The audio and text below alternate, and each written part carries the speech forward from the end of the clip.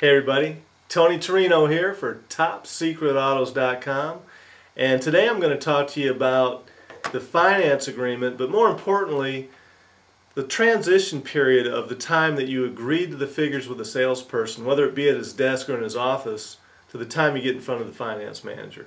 And this is a very critical little time frame, and there's a couple of points that you need to really be cognizant of. And number one and foremost is you need to know your numbers on what you paid for the vehicle, what your taxes are, what your title is. You need to know all that. You need full disclosure on all that. And more times than not, in this day and age, you should be able to sign some type of purchase order, menu, whatever terminology they use in whatever store you're at. I've got a what I would call a buyer's order. That's what this is. Very simple purchase order that you should know beforehand before you get in front of the finance manager. And this right here is probably the single most area that if you know this when you get in front of the finance manager, you're going to be the one in control, and there's not going to be any smoke and mirrors or sleight of hand techniques that the finance manager is going to be able to use on you. Okay, so very simple here. This is the selling price of the car, $15,480. There's a $329 documentation fee, and documentation fees, I think in just about every state, are taxable. So in this particular case, you would take the $15,480 and add in the $329, which is $15,809. That would be your taxable amount. We're using 7% as a sales tax figure in this case, so 7% of $15,809 is $1,106.63. They sold them a $200 aftermarket product, and then there's also an $18 title fee.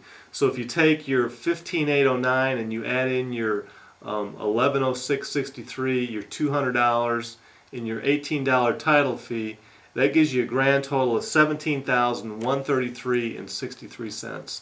That would be what would be called your drive-out figure. If you're going to write a check and pay the vehicle off in full, you'd write it for that $17,000 figure. Okay, and also if you look at the finance agreement, if you watched our last video, you'd know that that would be your amount financed. Okay, now if you're putting some money down, you just simply subtract out your money down, and then that would be your finance figure. Okay, now in this particular case, this customer bought an extended warranty back in the finance office, and they put $2,500 down. Okay, so real easy to figure all that out.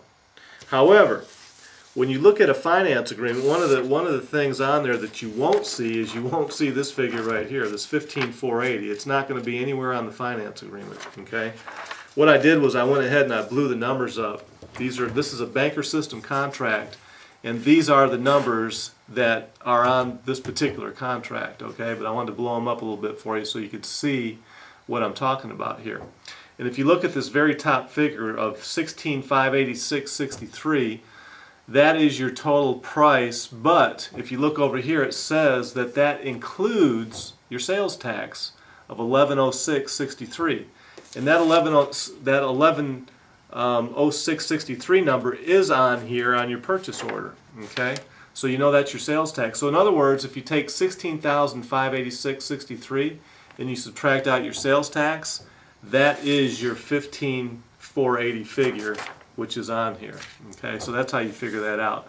Now in the banker system contract, they put in the extended service agreement on top up here.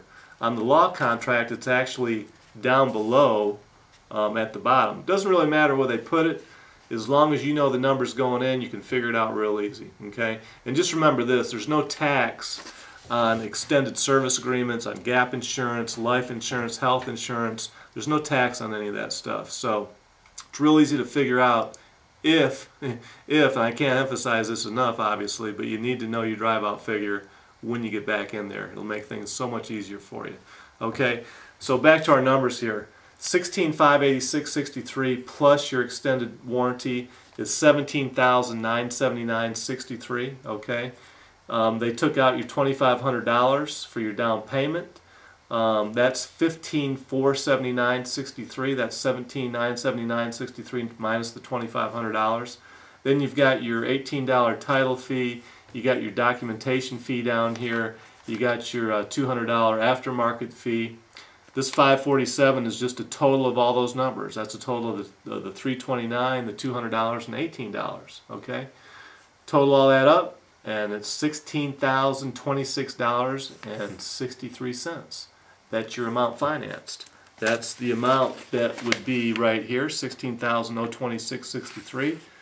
$16,026.63. That's the number down here at the very bottom. Okay, so again, very simple. However, like I said, if you don't know those numbers coming back here, it can get very complicated, and the finance manager will have an upper hand on being able to use his smoke and mirror and sleight of hand techniques on you if you don't know that.